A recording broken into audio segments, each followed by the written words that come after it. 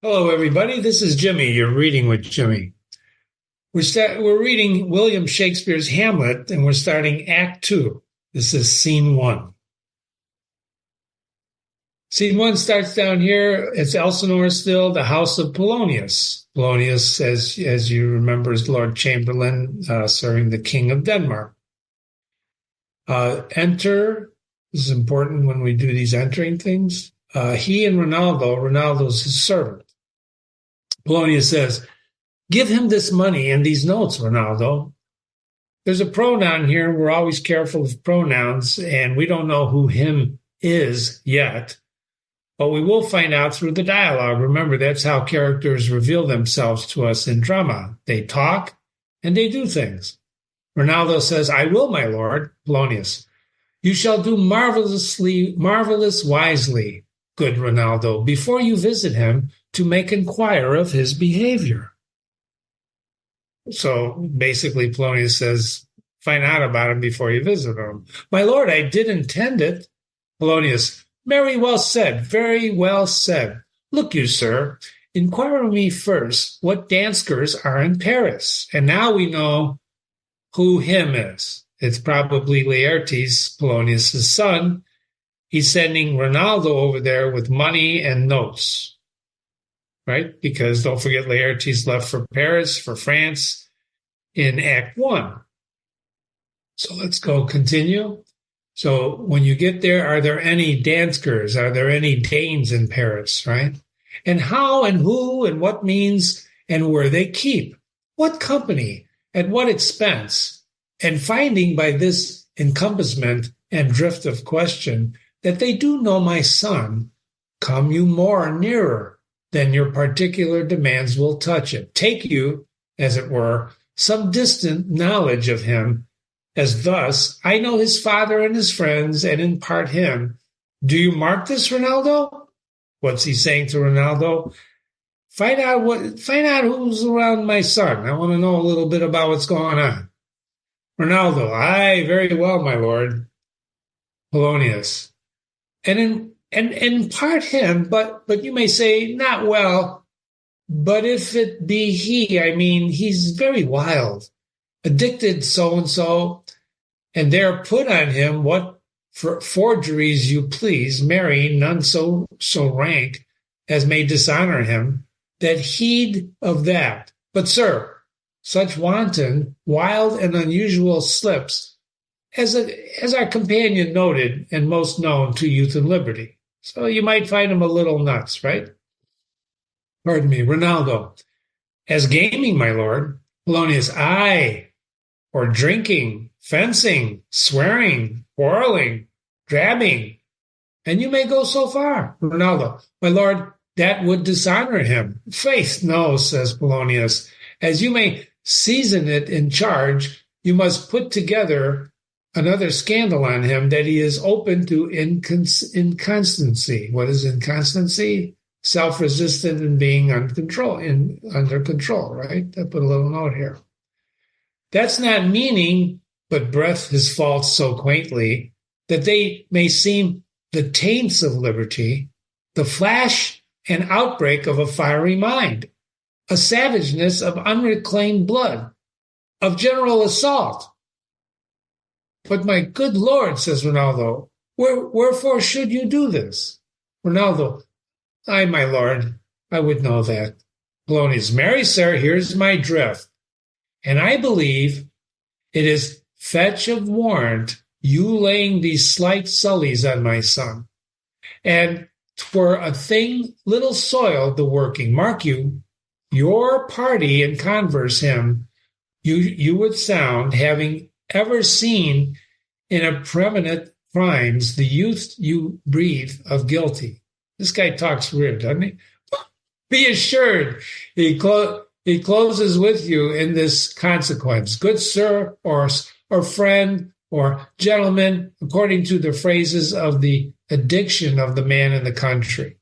What sullies? You're laying these slight sullies. Damage, propriety, defile on my son.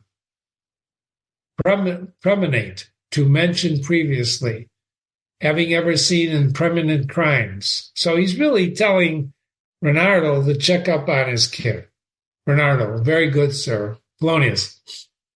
And then, sir, does he this? Does. What was I about to, by the mass, I was about to say something. Where did it leave? Polonius forgets what he wanted to say. At closes in the consequence, at friend or so and gentlemen. So Reynaldo reminding what he was saying. At closes in the consequence, I marry.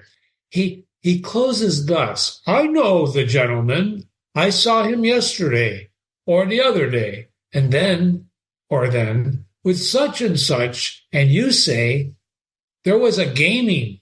There was overtook in the rouse. There's a falling out at tennis, or perchance I saw him enter such a house of sale, verdelic, a brothel, and so forth.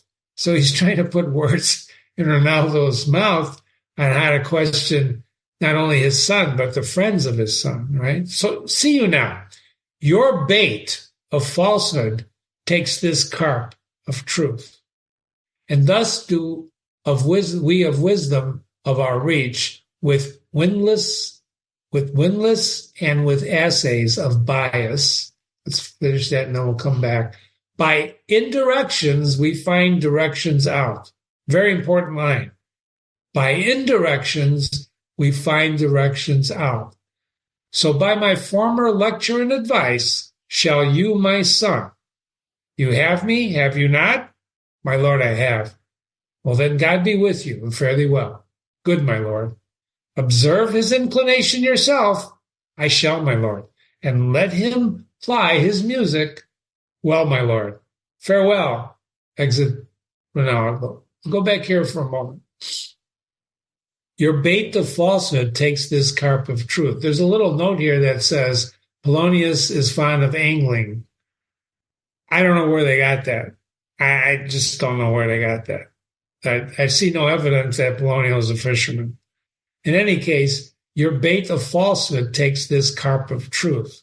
Carp is a bottom feeder. It's a species of fish, of course, but it is a bottom feeder, right? Like a catfish. It's a luxury in some instances, like in England and Scotland, carp was a luxury. But in America, I don't want to get into fishing. Don't get into fishing, Jimmy. So your bait of falsehood, and he basically is saying by indirections, you're going to find out the truth. By leading them here, by leading them there, by being false, perhaps.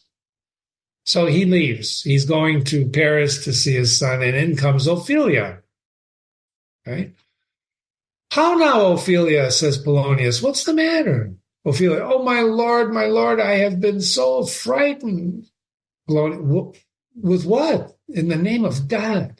Ophelia, my lord, as I was sewing in my closet, Lord Hamlet, with his doublet all unbraced, no hat upon his head, his stockings fouled, ungartered, and down-gyved on his ankles, pale at his shirt, his knees knocking each other, and with a look so piteous and purpose, as he had been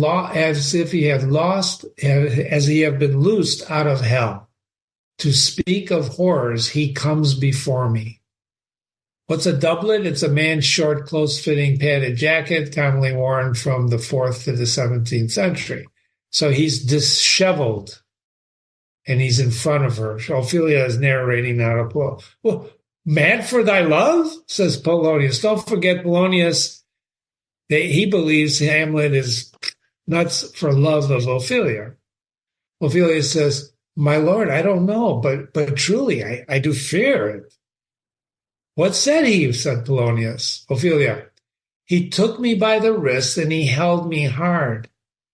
And then goes he at length of all his arm, and with his other hand, thus over his brow, he falls to such perusal of my face that he should draw it.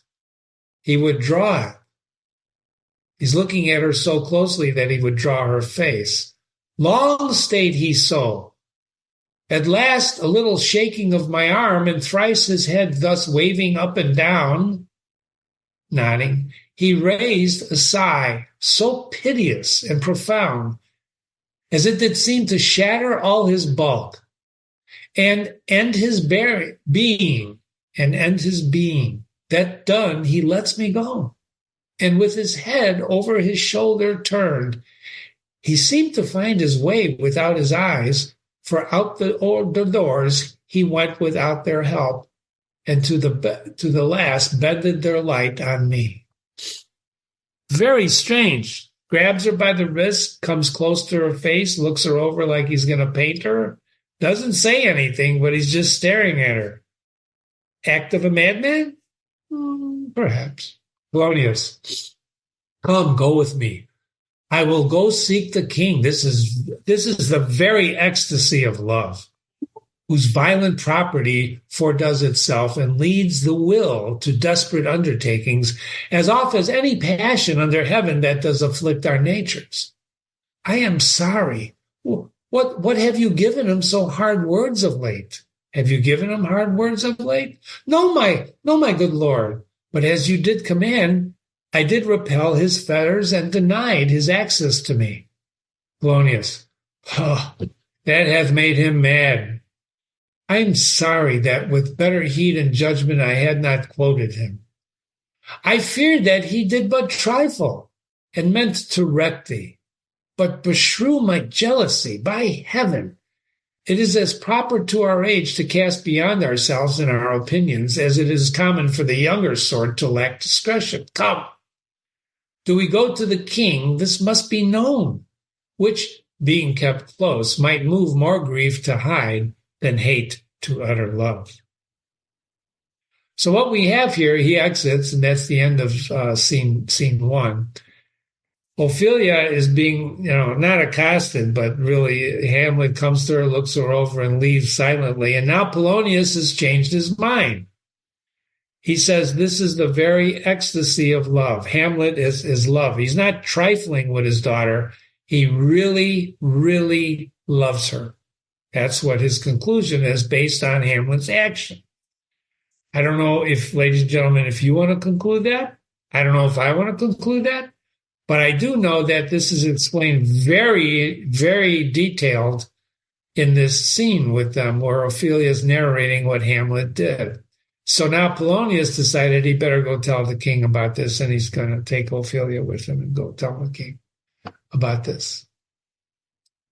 Okay, here's some notes. I'll leave that up there for a minute in case you want to freeze the frame and go over that. Not necessary. You've been reading with Jimmy. This is Hamlet.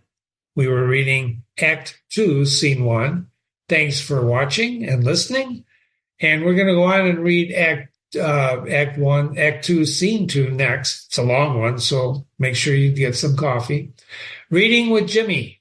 Jimmy at readingwithjimmy.com. Jimmy at readingwithjimmy.com. Thank you so much for listening. See you soon. Email me if you got any questions.